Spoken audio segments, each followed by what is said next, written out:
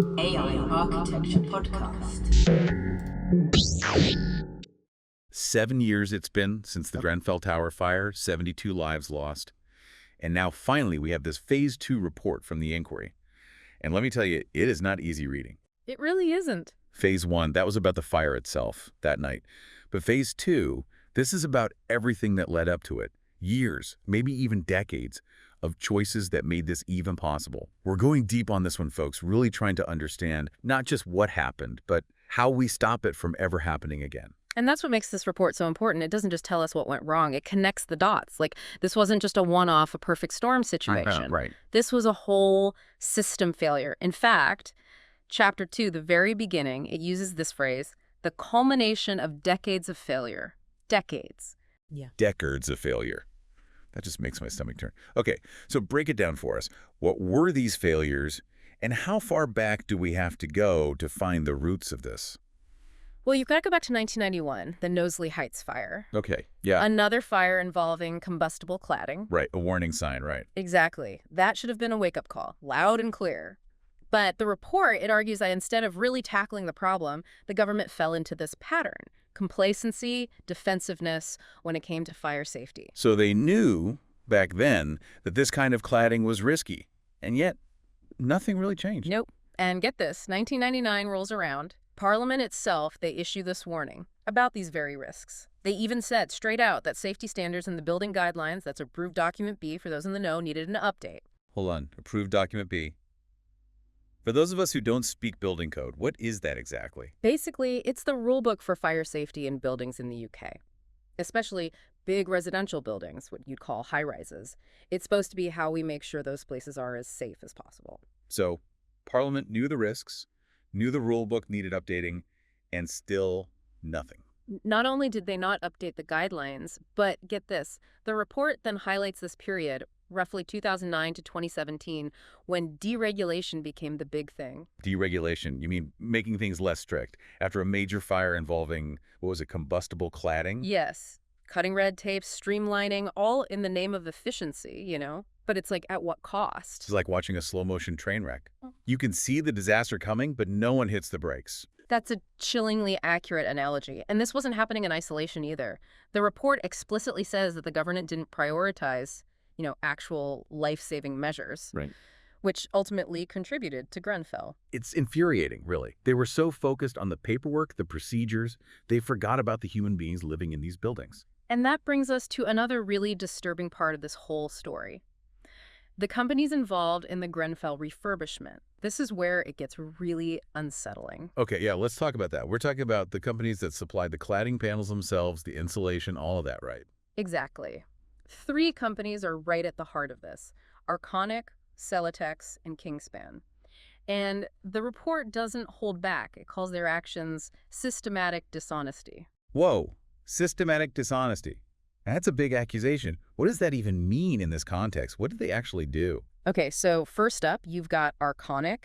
They made the Rainobond 55 PE cladding panels, the ones used on Grenfell Tower. And they knew that this stuff was highly flammable, especially when installed in the way it was on Grenfell, what they call cassette form. Cassette form, meaning? So basically, the way they installed those panels, it created a gap, a cavity behind the cladding, and in a fire, that cavity acted like a chimney, allowing the flames to just shoot upwards. Oh, so they knew these panels were flammable, knew how they were being installed, made it worse, and still, they sold them for use on a residential high-rise. Not only sold them, the report says they deliberately downplayed the risks, concealed crucial fire test data that would have shown just how dangerous this stuff was on a high-rise. Hold on, so they didn't just mess up, they actively hid the truth. This wasn't an accident, this was a choice. Wow. Okay, what about the insulation? Any better on that front? Sadly, no. Celotex, the company behind the RS5000 insulation used at Grenfell, they went down a whole other road. Okay, hit me with it. What did Celotex do? Nah. Okay, Celotex, you're in the hot seat now. Yeah. What did they do to make this whole situation even worse? They cheated, plain and simple. Cheated how? They rigged a fire safety test, a big one.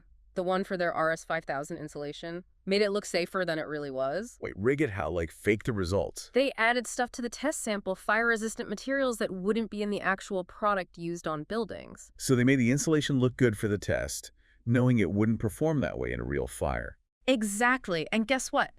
The report suggests they had help from the Building Research Establishment, the BRE. Wait a minute, the BRE. Those are the folks who are supposed to make sure this stuff is safe, right? The independent testers. That's them. So they were in on it. That's what the report seems to be saying. Complicity, they call it. Wow, okay, so Celotex gets away with this bogus test, slaps a fire-safe label on their insulation, even though they know it's not. Unbelievable. What about Kingspan, the third company? Did they play it straight? Kingspan, they're the ones behind the K-15 insulation. They found a different way to game the system. Go on. They took advantage of the fire testing standards, right? The way it's all written, it's complicated, so they made it seem like their product had passed all these super strict tests when it really hadn't.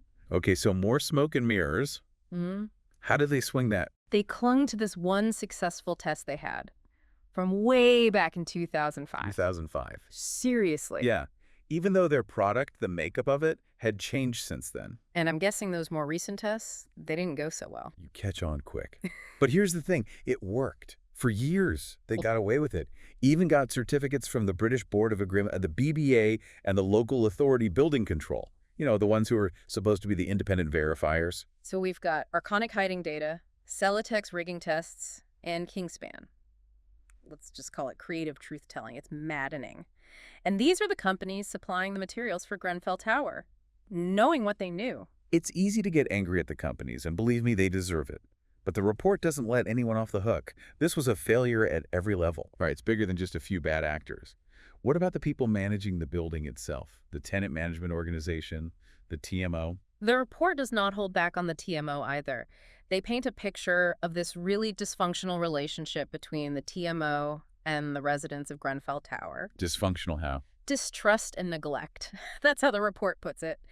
They basically ignored years of complaints from residents about fire safety. Years. So you've got this building that's basically wrapped in flammable materials, and then the people in charge of keeping it safe are ignoring the residents when they raise concerns. Exactly. What kind of complaints were they making? We're talking fire doors or the lack thereof, issues with the fire alarm system, you name it, residents had reported it.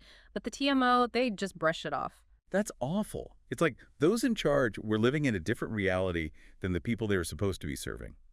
Did the report dig into why the TMO was so unresponsive? It doesn't really try to explain their actions, no, but it does highlight this disconnect between them and the residents, this culture of like, we know better, which when you add it to everything else, the companies, the government, it created the perfect storm. It's like everyone involved was looking the other way until it was too late. And that brings us to the night of the fire itself. Because even with everything else we've talked about, the report found serious problems with how the London Fire Brigade, the LFB, responded once the fire broke out. You're kidding. So even if you put aside the cladding, the insulation, all of that, things still went wrong. Big time. So not only were they dealing with a building that was basically a tinderbox, but the people tasked with fighting the fire weren't adequately equipped to handle the situation. Yeah, and it gets worse. Oh, no. They weren't trained for this. What do you mean? The LFB, their understanding of how fires like this spread, how these new cladding materials, how they burn, it just wasn't there. You mean even after Lucknow House? Yeah. Another fire, same cladding issues just a few years before? Exactly. That should have been a wake-up call. But it's like they missed the memo. The report even says they found flaws in the LFB's communication systems during the fire. You're kidding. Nope. Firefighters on different floors, they couldn't even talk to each other properly, let alone to the command center. So chaos on top of chaos. Total chaos. And their policies, well, let's just say they were stuck in the past. Like their high-rise firefighting plan, it didn't even consider a full evacuation. Are you serious? A high-rise fire and no one's even thinking about getting everyone out of the building. How's that even possible? I know, right? It's a complete system failure. And the saddest part, the people who paid the price, they weren't the ones who created this mess. It's heartbreaking. It feels like every single safeguard, everything that was supposed to protect these people, it just failed. Yeah. And those failures, they weren't random. They were connected. That's the key takeaway here. This wasn't just a one-off tragedy. It was a whole chain of bad decisions, bad policies, and frankly, bad priorities stretching back years. It's heavy stuff. But, as always, we got to ask, what can we learn from this? Because what's the point of digging into all this if we don't come out of it with some way forward, right? Exactly. And luckily, the report doesn't just leave us with a laundry list of failures. Chapter 113, it's all about solutions. recommendations for how to make sure nothing like this ever happens again. Okay, so give us some hope here. What needs to change? A lot, but the big one. We need a total overhaul of building safety regulations in the UK. The report is pretty clear on that. For starters, they want one single independent body, one agency to oversee all of it. All of it. Product testing, you name it. From the moment someone has an idea for a new building material to the day they're inspecting that building years later. One set of rules enforced consistently. No more finger pointing, no more loopholes. I like it. It's about time, right? They also want mandatory licensing for contractors who work on high-rises. So you can't just, like, slap together a skyscraper if you don't know what you're doing. Exactly. And remember all that stuff about companies hiding data and cherry-picking test results? Well, the report says we need a national database of fire safety information, accessible to everyone. Architects, builders, you, me, everyone. Transparency. Love it. Knowledge is power, as they say. Right. And speaking of knowledge, the report doesn't let the fire services off the hook either. They say fire engineers need to be way more involved in the design and construction process from day one. Making sure these buildings are actually designed with fire safety in mind, not just as an afterthought. Exactly. And remember those personal emergency evacuation plans we talked about? PBs. Yeah, for folks who might need extra help getting out. Right. The report says those need to be mandatory for every single high-rise. No exceptions. It's a no-brainer, really. It is. It's about time we started treating fire safety as a basic human right. Well said. It's easy to get caught up in the technical stuff, the regulations, the materials. But at the end of the day, this is about people, their lives, their homes, their safety. Absolutely. And that's what makes this report so important. It's a reminder that we can't afford to be complacent. We can't let profit come before people, and we can't forget the lessons of Grenfell Tower. We can't. This report, it's tough reading, but it's essential reading. And we'll be digging into it even more in the coming weeks. For now, thanks for listening, folks. And remember, stay informed, stay curious, and stay safe.